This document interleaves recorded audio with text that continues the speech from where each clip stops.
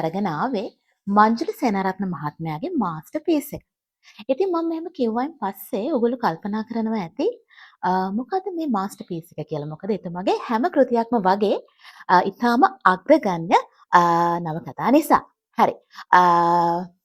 ඉතින් මේ පොත කියවගෙන යනකොට අවසානයේ වෙනකන් කියවගෙන යනකොට මට හිතෙච්ච දෙයක් තමයි මේ පොත මේ තරම් රියලිස්ටික් විදිහට මංජුල සේනාරත්න මහත්මයාට අරෙන්න වෙන කෙනෙක්ට නම් ලියන්න බැරි වෙයි කියලා.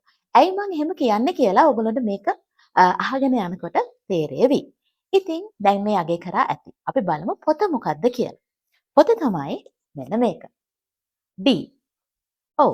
මේක ඩයනා කුමරිය ගැන කතාවක්. හැබැයි අපේ කතුවරයාම කියන පරිදි මේ ඇගේ කතාව නොව මේ ඇයගේ මරණයේ කතාවයි. ඉතින් ලෝකේ සුවහසක් ජනතාවගේ බලාපොරොත්තුත් එක්ක බැලුවාන් පස්සේ ලෝවේ සුවහසක් ජනතාවගේ බලාපොරොත්තුවේ කතාව කියලා කිව්වොත් ඒත් නිවැරදි කියලා මම හිතනවා. හරි. ඉතින් අර මං කලින් කිව්වා වගේම මේ පොත ලියවෙන්නේ ඩයනා කුමරියගේ මරණය සම්බන්ධ අවස්ථාවල් වලදී. ඉතින් එතකොට මේ මෙයාගේ මරණය ආසන්න කාලේ ඩයනා කුමරිය ඇසුරු කරපු පුද්ගලයින් සහ ඒ කාලයේ සිදුවීම් සත්‍ය සිදුවීම් පදනම් කරගෙන සත්‍ය පුද්ගලයන් සහ සත්‍ය සිදුවීම් පදනම් කරගෙන මේ අවස්ථාවවලදී ඒ පුද්ගලයෝ එකිනෙකා අතර සිද්ධ වෙච්ච දෙබස් පරිකල්පනය කරලා තමයි මේ පොත ප්‍රබන්ධ කරලා තියෙන්නේ. ඉතින් ඇත්ත චරිත ඇත්ත සිද්ධි ඒගොල්ලෝ අතර වෙච්ච කතාබහ පරිකල්පනය කරලා ලියනවා කියන්නේ කොයි තරම්නම් අභියෝගයක් වෙන්න ඇද්ද? ඒක තමයි මම මුල් අවදියේදීම කිව්වේ. මේක පටන් ගනිද්දිම මංජුල සේනාරත්න මහත්මයාට ඇරෙන්න මේ තරම් රියලිස්ටික් විදිහට මේක ලියන්න බැරි වේවි කියලා. හරි. ඉතින් එතුමා කියලා තියෙනවා මේ පොතේ පෙරවදනේ මේ පොත ලියන්න කලින් එතුමා ඩයනා කුමරියගේ මරණය හා සම්බන්ධ කෘති 17ක් ඒ වගේ මේ හා සම්බන්ධ වාර්තා චිත්‍රපට 8ක් ඊට පස්සේ ඒ හා සම්බන්ධ පර්යේෂණ වාර්තා ගණනාවක් කියවුවා කියලා මේ පොත ලියන්න කලින්. ඉතින් මම අර කලින් කිව්වා වගේම මේ පොතේ ඉන්න සත්‍ය චරිත සහ සත්‍ය සිද්ධි.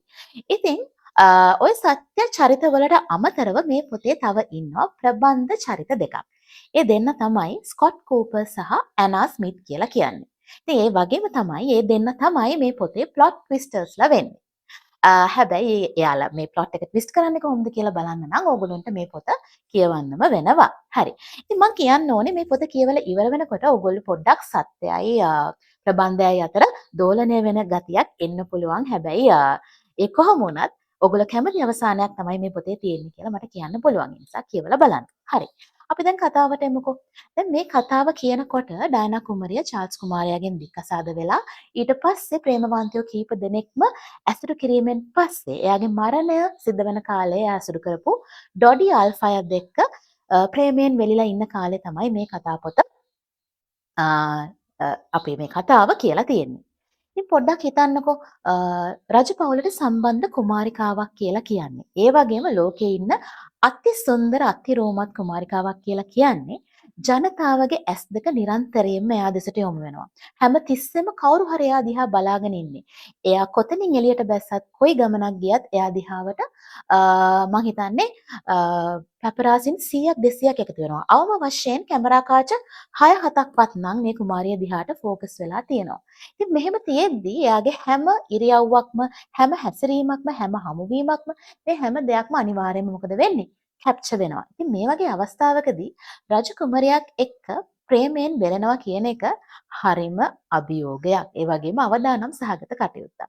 ඉතින් මේ කුමාරියත් එක්ක ප්‍රේම සම්බන්ධතා පටන් ගන්න කිසිම කෙනෙක් මේ ප්‍රේම සම්බන්ධතාවයන් විවාහය දක්වා දුරගෙන යන්න තරම් නිර්භීත වෙන්නේ නැහැ. මොකද ඩයනා කුමාරිය කියලා කියන්නේ අනාගතයේ ඔටුන්න හිමි කුමාරයෙක්ගේ අම්මා. ඉතින් ඔටුන්න හිමි කුමාරයාගේ අම්මා නිසාම එයාගේ අත ගන්න, ඒ කියන්නේ දෙවෙනි විවාහය හැටියට එයාගේ අත ගන්න එයාගේ ප්‍රේමවන්තයෝ කිසිම කෙනෙක් ඇත්තටම මේ නිර්භීත වෙන්නේ නැහැ. හැබැයි මෙයා අවසාන කාලයේදී ඇසුරු කරපු ඩොඩි ආල්ෆයද් ඔහු සෝදානම් ඩයනා කුමරියව විවාහ කරගන්න. ඔන්න ඔතන තමයි අනිත් ප්‍රේමවන්තයින්ගේ ඩොඩි ආල්ෆයද්ගේ වෙනස්කම තියෙන්නේ. හරි. ඩොඩි ආල්ෆයද් කියලා කියන්නේ සල්ලිකාර තාත්තෙක්ගේ සල්ලිකාර පුත්‍රයෙක්. එහෙම නැතුව එයා මේ ලෝකෙට හරි හම්බ කරපු දේවල් නෑ. මෙයා නටන්නේ තාත්තගේ පදේට. කවුද මේ තාත්තා? මොහමඩ් අල්ෆයද් තමයි ඩොඩි අල්ෆයද්ගේ තාත්තා. ඉතින් අපේ මේ ප්‍රබන්ධයේ හැටියට ඩොඩි අල්ෆයද් ඩයනා කුමාරියට සමීප වෙන්නේ. ඩයනා කුමාරියව විවාහ කරගන්න හදන්නේ මේ තාත්තගේ සැලැස්මකට අනුව කියලා තමයි කියන්නේ. ඉතින් කවුද මේ මොහමඩ් අල්ෆයද් කියන්නේ? මොකද්ද මේ සැලැස්ම? එයාට ඇයි ඩයනා කුමාරියව එයාගේ පවුලට සම්බන්ධ කරගන්න ඕන? එයාට රජපෞලත් එක්ක තියෙන සම්බන්ධතාවය මොකද්ද? මෙන්න මේ දේවල් දැනගන්න නම් මේ අතුරු කතා හරිම රසවත් සහ ඉන්ට්‍රස්ටිං. මේ දේවල් දැනගන්න නම් ඕගොල්ලන්ට මේ පොත කියවන්නම වෙනවා. හරි. ඉතින් කොහොම නමුත් මේ විවාහ යෝජනාව ප්‍රංශයේදී කරන්න තමයි ඩොඩි සූදානම් වෙලා ඉන්නේ. ඉතින් ඩොඩි ඩයනා කුමාරියත් එක්ක ප්‍රංශයට ඇවිල්ලා ප්‍රංශ ගුවන්තොටුපළේ ඉඳන් එයාව වින්ස විලායකට එක්කගෙන ගිහිල්ලා වින්ස විලායකේ ඉඳන් ආයම වතාවක් රෑ කෑමට රිට්ස් හෝටලයට ඇවිල්ලා රිට්ස් හෝටලේ ඉඳන් නැවත වතාවක් ඩොඩීට අයත් මහල් නිවාස සංකීර්ණයකට ගිහිල්ලා අන්න එතනදී මේ විවාහ යෝජනාව කරන්න තමයි ඩොඩි සූදානම් වෙලා ඉන්නේ. ඉතින් පොඩ්ඩක් ඔයගොල්ලෝ හිතලා බලන්න මේ ඔයා මම ගමනක් යනවා වගේ නෙමෙයි. මුළු ලෝකෙම අවධානය දිනාගත්ත රජකුමරයක් ප්‍රංශයට අරගෙන ඇවිල්ලා මේ වගේ රවුමක් යනකොට කොයි තරම්නම් අවධානයක් මිනිස්සුන්ගේ අවධානයක් පැපරාසි අවධානයක් කුමාරියකට හම්බෙනවාද? ඉතින් මේ අවස්ථාවේදී මේ අවධානම දරන්න රාජකුමාරියට අවශ්‍ය ආරක්ෂාව සපයන්න ඩොඩි අල්ෆයද් සූදානම් වෙලා ඉන්නවාද? ඇත්තම කියනවා නම් මේ ගමනේදී ඩයනා කුමරියට ආරක්ෂාව දෙන්න ඉන්නේ ආරක්ෂකයෝ දෙන්නයි. ට්‍රෙවෝ රීස් ජෝන්ස් සහ කේස් තමයි මේ ආරක්ෂකයෝ දෙන්න. මේ දෙන්නත් මේ කතාවේ හරිම වැදගත් කාර්යභාරයක් ඉෂ්ට කරනවා. ඉතින් කොහොම වුණත් මේ මුළු ගමනම හරිම නොසැලකිල්ලෙන් සූදානම් කරපු එකක් කියලා තමයි මම හිතන්නේ. මොකද ඩයනා කුමරියව ආරක්ෂා කරන්න ඉන්නේ ආරක්ෂකයෝ දෙන්නයි. ඒ වගේම ඩොඩි අල්ෆයද් ඩයනා කුමාරියත් එක්ක පැරිසියට ප්‍රංශයට එන්නේ ප්‍රංශයේ ආරක්ෂක අංශ දැනුවත් කරලත් නෙමෙයි. ඉතින් බලන්න කොයිතරම් අවදානමක්ද මේ කුමාරියත් එක්ක ඩොඩි අල්ෆයද් අරගෙන තියෙන්නේ කියලා. හරි. ඉතින් ඇත්තටම මේ ගමනදී ඒ කියන්නේ වින්ස විලායකේ ඉඳන් හෝටලයට යනකොට හෝටලේ ඉඳන් ආයෙම මහල් නිවාස සංකීර්ණයට එන්න කියලා පිටත් වෙනකොට මේ හැම අවස්ථාවකදීම ඩයනා කුමරිය එනකම් බලාගෙන පැපරාසි හමුදාවක් බලාගෙන ඉන්නවා. ඉතින් මේගොල්ලොන්ගෙන් ගැලවිලා මේ ආයෙම වතාවක් මහල් නිවාසයට යන්න සංකීර්ණයට යන ගමන ඇත්තටම මේ කොටස හරිම ආතතියකින් යුක්තයි. පුදුම ටෙන්ෂන් එකක් තියෙනවා මේ කොටස. මොකද මේ කොටස කියවද්දී ඩොඩි අල්ෆයද්ට, ඩයනා කුමාරියට, එයාගේ ආරක්ෂකයින්ට, ඒගොල්ලෝගේ රියදුරන්ට දැනෙච්ච පීඩනය ඇත්තටම ඒ විදිහටම දැනෙනවා. ටෙන්ෂන් එක ඒ විදිහටම දැනෙනවා. මම නිකන් හරියට ඒ සිදුවීම් මාලාවේ ඒ ළඟ ඉන්න චරිතයක් වගේ මමත් එතනම ඉන්න කෙනෙක්ට වගේ අන්නේ පීඩනය මට මේක කියවද්දී ඒ විදිහටම දැනුණා. ඉතින් අන්න ඒකයි මම කියන්නේ මේ පොත පුදුම තරම් රියලිස්ටික් විදිහට. හරියට නිකන් අපි එතන ඉන්නවා වගේ අපට දැනෙන විදිහට ලියලා තියෙනවා. ඇත්තට මේක කතුවරයාගේ දක්ෂතාවය. ඔයගොල්ලෝ මේක කියවලා බලන්නම ඕන. හරි. ඉතින් මේ ගමනේදී මේ රාජකුමාරියව ආරක්ෂා කරගෙන ඩොඩි අල්ෆයද්ට විවාහ යෝජනාව කරන්න පුළුවන් වෙනවද? ඇත්තටම ඔයගොල්ලෝ අපි කවුරුත් දන්න කතාව ඒක. එහෙම කරන්න හම්බෙන්නේ නැහැ. මොකද රිට්ස් හෝටලේ ඉඳන් මහල් නිවාස සංකීර්ණයට එන අතරමඟ අල්මා උමග ඇතුළේදී අගෝස්තු 30 වෙනිදා මේ මාරක රිය අනතුර ඩයනා කුමරිය සහ ඩොඩි අල්ෆයද් ගමන් ගත්ත රිය රථය අනතුරට ලක් වෙනවා. ඉතින් ඒ අනතුර අපි දන්නේ අපේ ඩයනා කුමරිය සහ ඩොඩි අල්ෆයද් ලෝකෙන් සමුවරගෙන යනවා කියලා.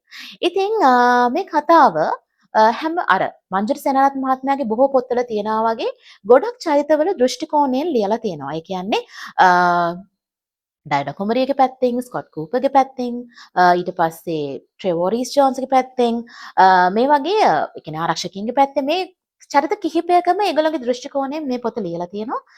අර හරිම මේ හේතුව හින්දා මේ පොත හරිම ඉන්ට්‍රස්ටිං සහ රසවත් වෙනවා. ඉතින් අවසානයේ මොකද වෙන්නේ? ඩයනා කුමාරිය ඇත්තටම මිය යනවද? එහෙම නැත්නම් එයා ජීවතුන් අතරද? කවුද මේ ස්කොට් කූපර් සහ ඇනා ස්මිත් කියලා කියන්නේ? ඉතින් මේ ප්‍රශ්න වලට පිළිතුරු හොයාගන්න නම් ඔයගොල්ලන්ට අනිවාර්යයෙන්ම මේ පොත කියවන්න වෙනවා. මම ඔයගොල්ලන්ට කලින් කිව්වා වගේම මම දන්නවා ඔයගොල්ලෝ මේක කියවලා ඉවර වුණායින් පස්සේ සත්‍යයයි ප්‍රබන්ධයයි අතර පොඩ්ඩක් අතරමං වෙනවා. හැබැයි ඒ අතරමං වෙන්නේ හරිම තෘප්තියකින්. ඉතින් ඩයනා පොත ඔයගොල්ලෝ අනිවාර්යයෙන්ම කියවන්න. හරිම රසවත් අත්දැකීමක් ගන්න ඕන නම් හරියට නිකන් ඩයනා කුමරියගේ වටේට ඕගොල්ලෝ හිටියා වගේ රියලිස්ටික් අත්දැකීමක් ගන්න ඕන නම් මේ පොත කියවන්න කියලා මම කියනවා. ඉතින් ලබන සතියේ මම තවත් අලුත් පොතක් අරගෙන ඔයගොල්ලෝ හම්බෙන්න එන්නම්.